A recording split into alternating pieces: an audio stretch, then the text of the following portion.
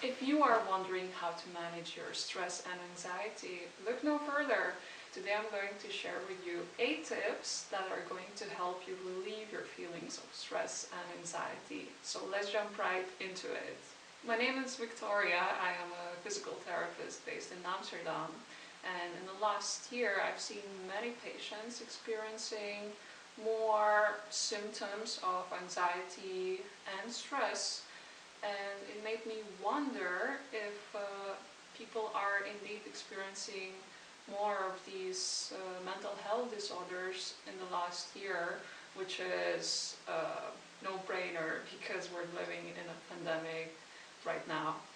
So I did some research and found some very interesting papers, so let's have a look. I'm not a mental health practitioner, so if you are experiencing any anxiety, stress, or depression, please reach out to your general practitioner because you don't have to battle these feelings on your own. Okay, so the first research that I found was conducted in the US. Alright guys, this is Victoria from the future editing this video and realizing how boring this part ended up being. So I've decided to touch very briefly on the statistics just to prove my point. Links in the description below for all of you who'd like to read the full papers. Anyways, why do I look so happy talking about this research? That's weird. Okay, in 2019 in the US, 1 in 10 adults suffered from a mental health disorder, while in 2020, July, during a pandemic, this number increased. So 4 in 10 adults suffer from a mental health disorder. A study done in Iran looked at anxiety, stress, and depression during a pandemic and the factors contributing to their mental health. Researchers saw an increase in these disorders, and the overall contributing factors were living with a high-risk family member, social capital, meaning living in an area where there is lack of structure, organization, people acting with disregard, or being antisocial, risk of disease, and following COVID-19 news. Under these circumstances, people were more likely to get anxious, stressed, and depressed. And listen up, ladies, this is very important because the same researchers found that being a female correlated with having higher stress levels. So please do not skip to the end. Please watch all the tips because I think there are some good tips that might help you improve your levels of stress and calm down because we know how stressed we can get sometimes. All right, let's get back to the video. Which brings me to my tip number 1. Stop consuming Corona news. While I think it is important to stay informed, it's also very important to be aware of what you're consuming.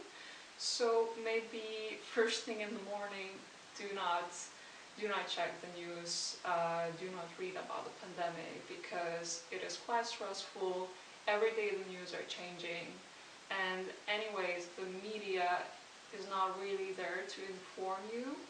Some websites are indeed, so be very selective with which websites you are working with, because they're there to make profit. So the more clicks they make, the more views they're gonna have, and possibly you will click on the ads, buy something, and that's how you're gonna contribute to their profits.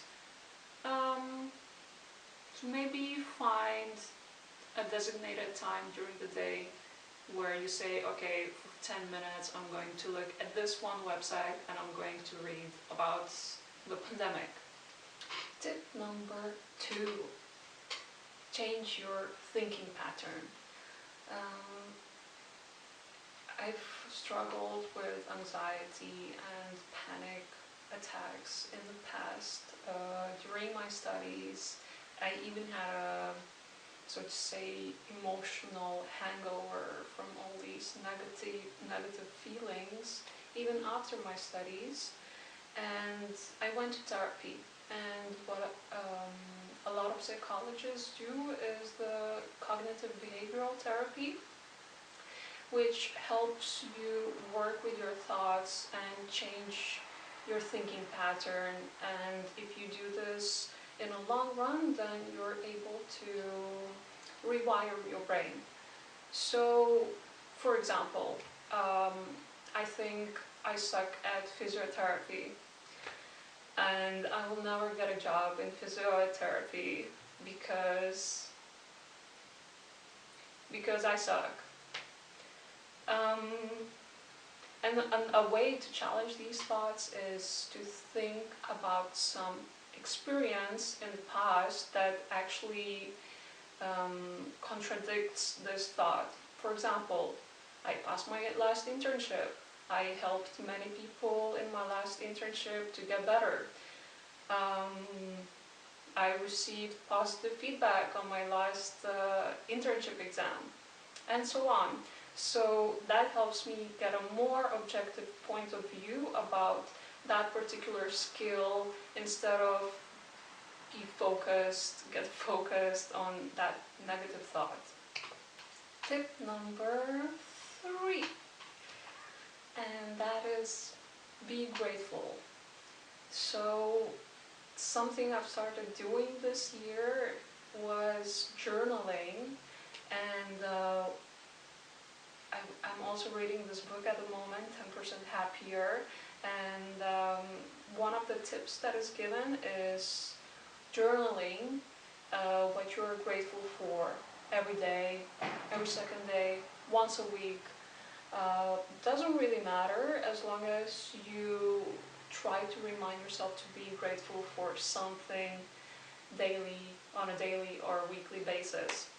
So I've started journaling and keeping my gratitude journal since January.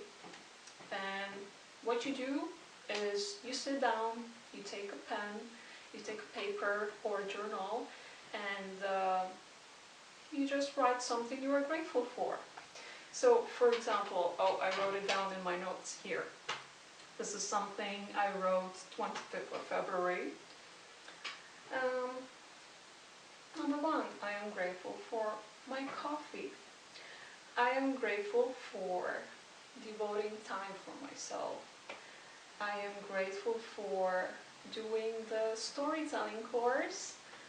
I am grateful for my job. And I am grateful for being able to work.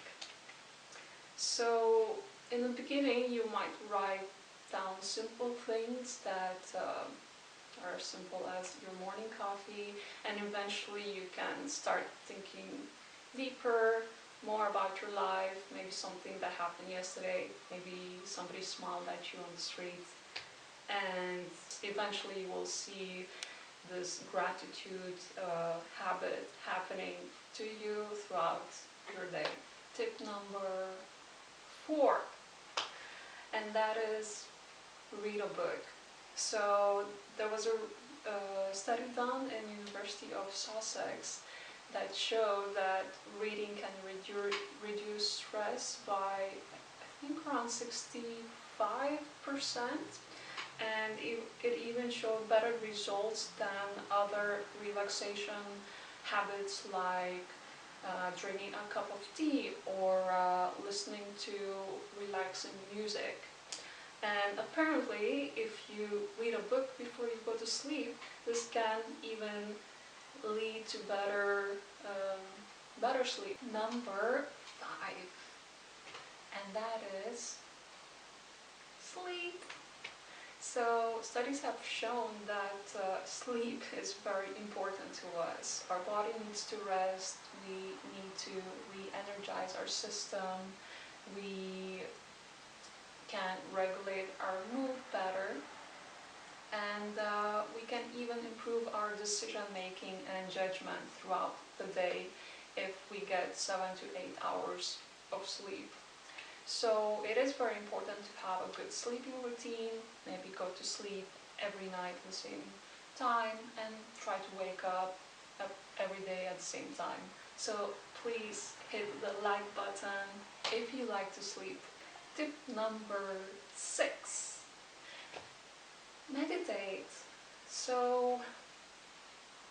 meditation has shown to be a great stress reliever, and you don't even have to meditate for an hour or 2 hours to reap all the benefits. You can start with only 5 minutes and then take it from there. But only 5 minutes a day for a month can literally change your life.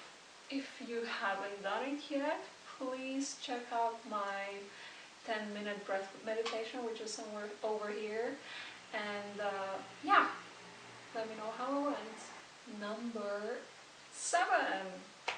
If you're not into meditation yet, you can do any type of mindfulness practice, which could be yoga, dancing, just walking.